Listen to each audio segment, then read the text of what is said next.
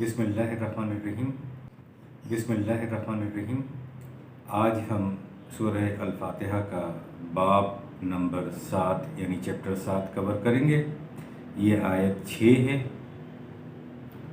और इसका एपिसोड 1 हम बयान कर रहे हैं। सिरातल लज़ीना अनअमता अलैहिम, ये आयत नंबर 6 है। कुरान करीम जब कोई सदाकत बयान करता है तो उसे गैर महसूस नहीं रहने देता, उसके लिए महसूस और कॉन्क्रीट मिसालें पेश करता है ताकि वह हकीकत और सदाकत शक व शुबे के बगैर पहचानी जा सके। जिस सदाकत की हम आरजू कर रहे हैं इसमें इल्तिबास, इबहाम, धोखा, फरेब का शाइबा तक न रहे। ये जो आरजू हमने की है इहदिना सिरातल मुस्तकीम 1/5, ये उसूल और नज़रिया पेश किया गया है। लेकिन कुरान करीम का अंदाज़ ये है कि वो कुलिया नज़रिया पेश करके जो कि सिर्फ गैर महसूस एब्स्ट्रैक्ट होता है, फ़ौरन उसकी महसूस अंदाज में कॉन्क्रीट शक्ल में वजाहत भी खुद ही कर देता है ताकि इंसान गुमराही और ख़ुद फरेबी के जंगल में कहीं खो कर न रह जाए।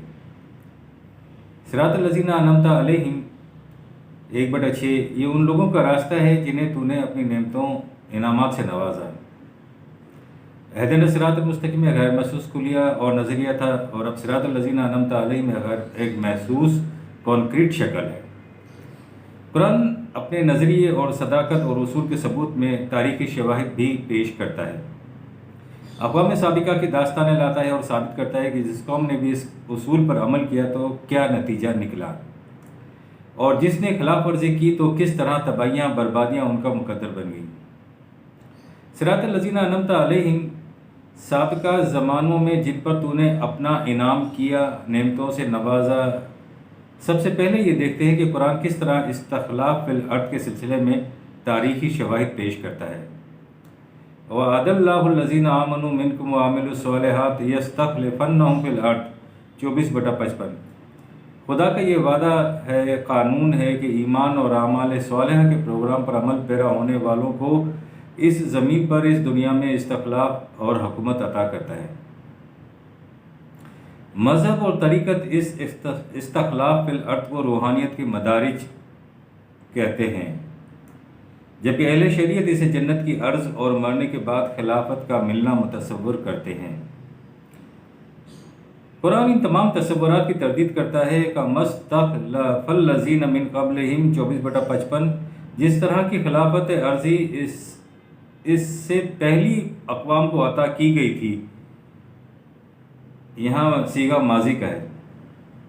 कुरान अक़वाम आलम की शहादत पेश करता है कि उनकी हुकूमत मुमलिकत क़ुव्वतों को देखो, तारीख़ ने आप पर वाज़ेह कर दिया कि इस्तख़लाफ़ फ़िल अर्द से मफ़हूम किया है।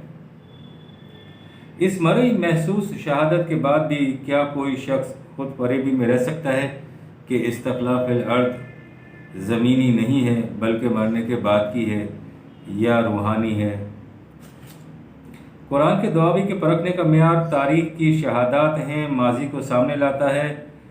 सिरातल लज़ीना अनअमता अलैहिम इनामात खुदाबंदी क्या है। अब सवाल ही पैदा होता है कि वो इनामत खुदाबंदी क्या है जिन्हें उनसे नवाजा गया था। इन कौमों की कैफियत तारीख़ के अंदर कैसे मिलती है, यानी जो इस्तख़लाफ़ फ़िल अर्द दिया गया था तो वो नेमत थी, और ये नेमत कैसे मिलती है, और जब नेमत मिलती है तो उनकी कैफियत क्या हो जाती है। इनाम याफ्ता कौमें जिन्हें मुनम अलैह कहते हैं और जिनको कुरान ने अनअमता अलैहिम कहा है, इसकी पहचान क्या है और नेमत किसे कहते हैं। अब हम इसको नेमत को डिस्क्राइब करेंगे कि नेमत का मादा नून ऐन मीम है। एक पौधा होता है तन-ई-माह जिसे कहते हैं।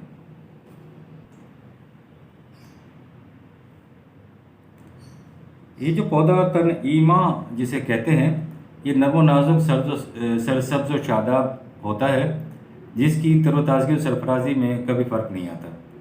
चुनांचे अन-नुआमा उस इमारत को कहते हैं जो पहाड़ पर तामीर की गई हो। निशान और झंडा भी इन मानी में आता है। इंसानी ज़िंदगी के हर पहलू का खुशगवार, कुशादा, मुलायम, आसूदा, बुलंद और सरफराज होना नेमत का मज़हर है, और जिनकी ज़िंदगी ऐसी होगी वो मुनम अलैह कहलाएंगे। बनी इसराइल की दास्तान के अंदर कौमों के उरूज और ज़वाल के अबदी उसूल मुज़मिर हैं। زمانہ نزول قرآن کے وقت یہ قوم عربوں کے سامنے تھی، دنیا کی ساری اقوام ان کی ذلت و رسوائی سے واقف تھی، اور یہ کیفیت آج بھی ہے۔ آج بھی انہوں نے دوسروں کے سہارے سے چھوٹی سی مملکت حاصل کر لی ہے، لیکن ان کی تاریخ ان کی اصلیت سے واقف ہے۔ تاریخ میں یہ لوگ صحرا نبرد خانہ بدوش کے طور پر جانے جاتے تھے، لیکن ان پر ایک ایسا دور بھی آیا تھا جس میں یہ سطوت داؤدی اور شوکت سلیمانی کی حامل بھی تھی۔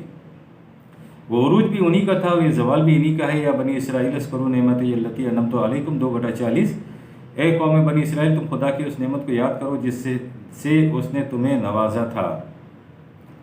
وہ کون سی چیز ہے، وہ کون سی نعمت ہے جس کی انہیں یاد دہانی کرائی گئی؟ آیت 2/49۔ تم اس نعمت کو یاد کرو کہ خدا نے کس طرح تمہیں فرعون جیسے مستبد ظالم بادشاہ کی غلامی اور محکومی سے نجات دلائی تھی۔ وہ ڈھونڈ ڈھونڈ کر تمہیں عذاب دیا کرتا تھا، اور سب سے بڑا عذاب یہ تھا کہ تمہاری قوم میں جہاں اس نے دیکھا کہ کوئی شخص ایسا پیدا ہو رہا ہے جس میں ابھرنے کی صلاحیتیں، وہ انہیں ہمیشہ کچل دیا کرتا تھا، اور اپنا مقرب ان لوگوں کو بنایا کرتا تھا جن میں جوہر مردانگی مفقود ہوں۔ ابنائے قوم ان کو کہتے ہیں جن میں جوہر مردانگی ہوں، جن میں ابھرنے کی سرفرازیوں کی مقابلہ کرنے کی صلاحیت ہو۔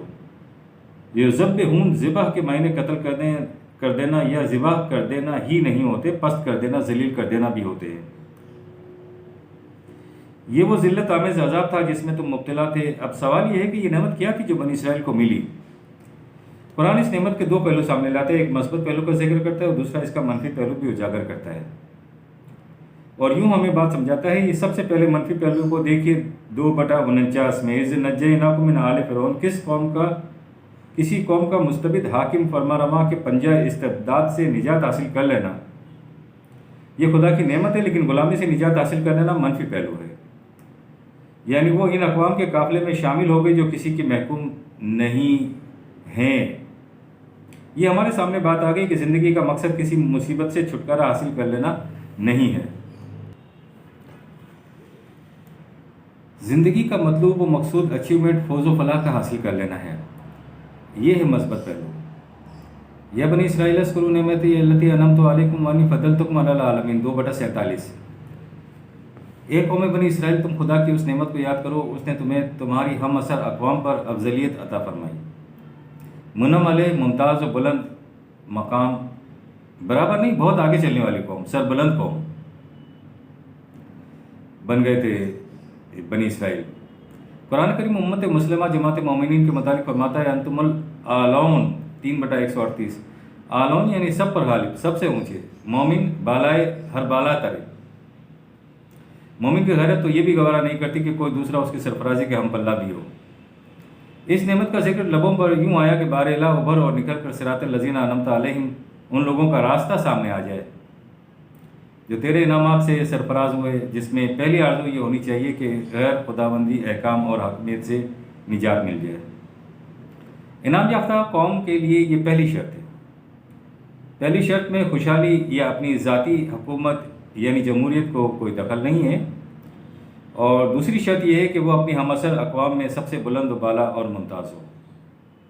قوم بنی اسرائیل کی داستان میں اس قسم کی افضلیت حضرت سلیمان علیہ السلام اور حضرت داؤد علیہ السلام کے زمانے میں اپنے نقطۂ کمال پر پہنچی ہوئی تھی۔ حضرت سلیمان علیہ السلام کا یہ اعتراف اور دعا 27/19 میں نظر آتا ہے۔ قرآن کریم میں ہے، میرے رب مجھے اس کی توفیق عطا فرما کہ میں تیری اس نعمت کا شکریہ ادا کروں جسے تو نے مجھے اور میرے والدین کو نوازا ہے۔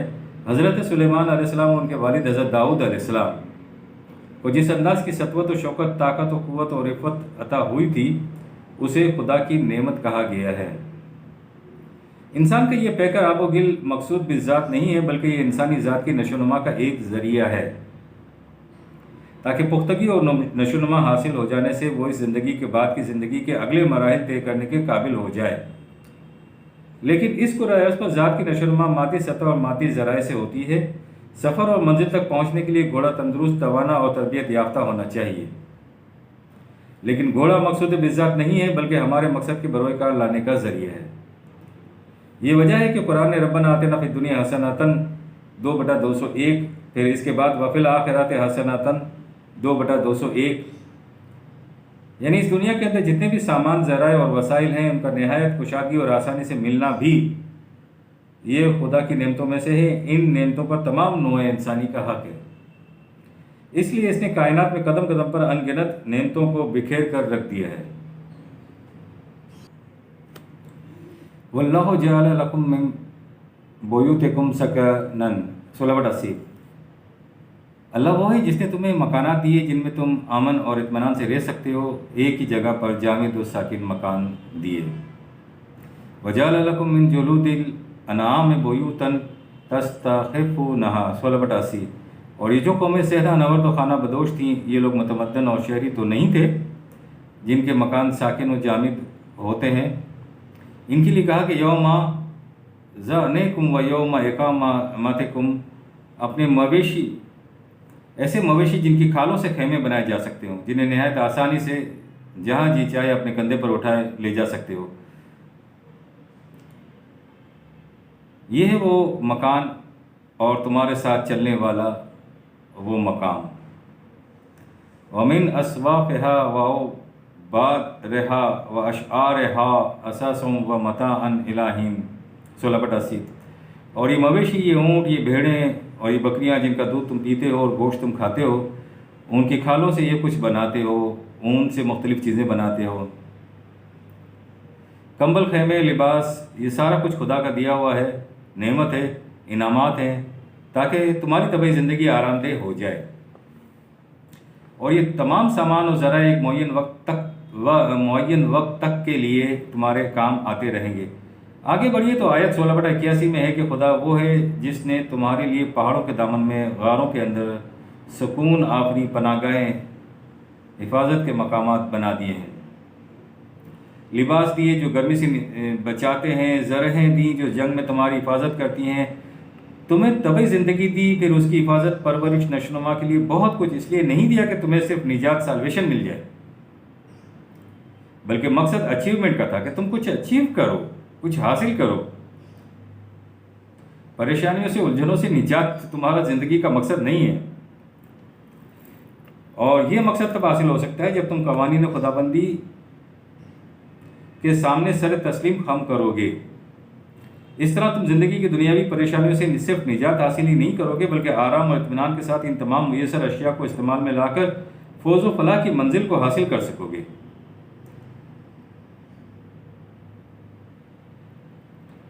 اس کائنات کا وجود صرف اس چیز کا متقاضی ہے کہ انسان احکام خدابندی کے سامنے سر تسلیم خم کرے، تاکہ تمہاری ذات کی نشوونما ہو جائے اور ربوبیت عالمینی بھی ہوتی چلی جائے۔ ربوبیت عالمینی یہ ہے کہ ان چیزوں کو اپنی ذات تک محدود نہ رکھو، بلکہ دوسرے انسانوں اور اشیاء کو بھی اس فیض اور نعمت کے اندر شریک کرو، کیونکہ خدا کی حمد اس لیے کی جاتی ہے کہ وہ رب العالمین ہے۔ ہم انسانوں کے لیے ضروری ہے کہ ہم بھی ربوبیت عالمینی والی روش اختیار کریں۔ مومن اور کافر میں یہی فرق ہے۔ کافر وہ ہیں جو اپنے جذبات کے ضابطۂ قوانین کے تحت زندگی بسر کرتے ہیں، اور مومن وہ ہیں جو خدا کی نعمتوں کا استعمال خدا کے بتائے ہوئے اصول و اقدار کے مطابق کرتے ہیں۔ ایک عربوں میں کہا جاتا تھا ابن النعامہ، نعمۂ خداوندی کے بیٹے کی طرح۔